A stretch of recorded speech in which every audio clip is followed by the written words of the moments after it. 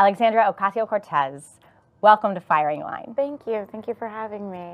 Your win was such a shock to canvass the district, the 14th District of New York, to identify who your voters could be that is pre-existing.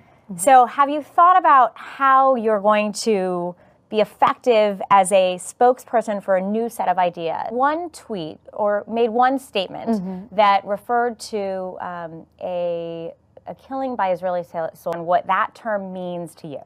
Yes, you know, I often say that you use the term the occupation of Palestine.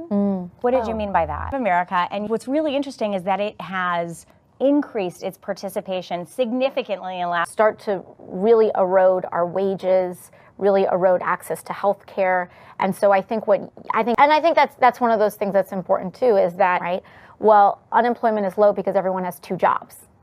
Unemployment is low because it creates value. It is the system that, unlike all the others, has lifted more for the time that it was at, perhaps. But as we evolve, I'd love to shift this conversation towards higher education and your plans for higher education. As our economy evolves, our education needs to evolve. Our publicly available education needs to evolve. So I believe in tuition-free public colleges and training in the economy.